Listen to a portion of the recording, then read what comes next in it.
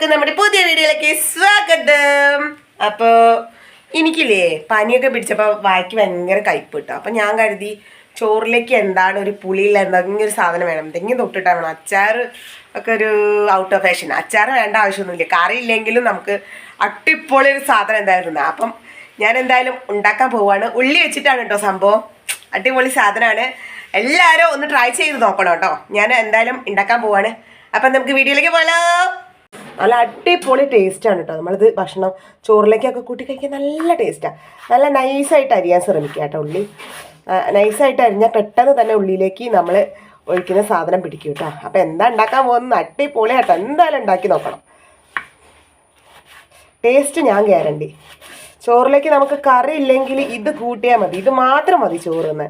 പിന്നെ പനിയൊക്കെ ഉള്ള കുട്ടികളാണെങ്കിൽ തിന്നാനൊക്കെ മടിയാണെങ്കിൽ ഇതൊരു തുള്ളി നാമിൽ വെച്ച് കൊടുത്തിട്ട് കഞ്ഞി കൊടുത്ത് നോക്കൂ, പെട്ടെന്ന് കഞ്ഞി കുടിക്കും. അത്രയ്ക്ക് ടേസ്റ്റ് ആയിട്ടത്. അപ്പം നമ്മൾ ഉള്ളി അരിഞ്ഞ് റെഡിയാക്കി വെച്ചു കേട്ടോ.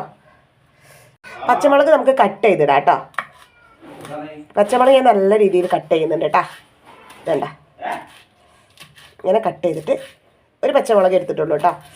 പച്ചമുളക് എരിവിന് ആവശ്യത്തിന് എടുക്കാം കേട്ടോ. നമ്മൾ കരിവേപ്പിൻ്റെ ഇല കൊണ്ട് നമുക്ക് അരിഞ്ഞിട്ടിടാം കേട്ടോ. ഇത് ഫ്രഷ് കരിവേപ്പിൻ്റെ ഇല കേട്ടോ. എന്നിട്ട് നമുക്ക് ഇതുകൂടെ അതിലിട്ട് കൊടുക്കാം. ഇഞ്ചി ഞാനൊരു ചെറിയ കഷ്ണം എടുക്കുന്നുള്ളൂ കേട്ടോ. എന്നിട്ട് നമുക്ക് ഇതിങ്ങനെ ചതയ്ക്കാം.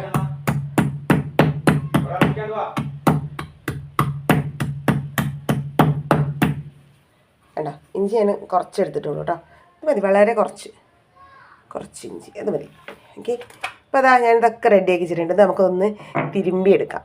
ഒന്ന് വൃത്തിയിൽ നന്നായിട്ടിത് ഒന്ന് യോജിപ്പിക്കാം കേട്ടോ.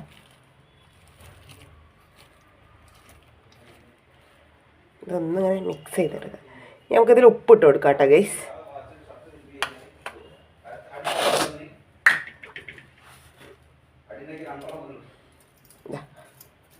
ആവശ്യത്തിന് ഉപ്പും കൂടെ ചേർത്തിട്ട് നന്നായിട്ട് ഇതൊന്ന് കൈ വെച്ചിട്ട് തന്നെ യോജിപ്പിക്കുന്നവർ കൈ വെച്ച് യോജിപ്പിക്കുക, അല്ലാത്തവർ സ്പൂൺ യൂസ് ചെയ്തിട്ട് യോജിപ്പിക്കുക കേട്ടോ. ഞാനിപ്പോൾ കൈ വെച്ചിട്ട് ഇതൊന്ന് ജസ്റ്റ് ഒന്ന് യോജിപ്പിച്ചെടുക്കണുള്ളൂ. ഇനി എന്നിട്ട് വേണം സ്പൂൺ വെച്ചിട്ട് യോജിപ്പിക്കുക കേട്ടോ. ഇനിയാണ് നമ്മൾ ഇതിലേക്ക് നമ്മുടെ സീക്രട്ട് ഇൻഗ്രീഡിയൻറ്റ് ഒഴിക്കാൻ പോകുന്നത്. ആർക്കെങ്കിലും ഗസ് ചെയ്യാൻ പറ്റുമോ? ഓക്കെ, ഗസ് ചെയ്യാൻ പറ്റില്ല എന്ന് എനിക്ക് മനസ്സിലായി. അപ്പോൾ ഇതാണ് സംഭവം, നമ്മുടെ വിനാഗിരി, സുർക്ക. ഓക്കെ, അപ്പോൾ ഇനി ഇതിലേക്ക് ഞാൻ സുർക്ക ചേർത്ത് കൊടുക്കുകയാണ് കേട്ടോ ഗൈസ്. ഓവറായിട്ട് ചേർക്കണ്ട, കുറച്ച് ചേർത്ത് കൊടുത്താൽ മതി.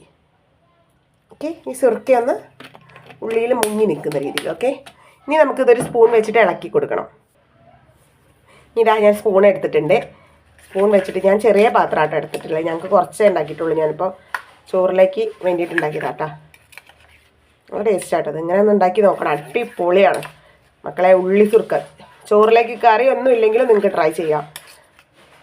ഞങ്ങളൊക്കെ ചെറുപ്പത്തിൽ സ്കൂളിലൊക്കെ കൊണ്ടുപോകാൻ ചോറിലേക്ക് കറിയൊന്നും ഇല്ലെങ്കിൽ ഇതാ ഇങ്ങനെ ഉള്ളി സുർക്ക ആക്കിയിട്ടൊക്കെ കൊണ്ടുപോകാറ് കേട്ടോ. നല്ല ടേസ്റ്റാണ്.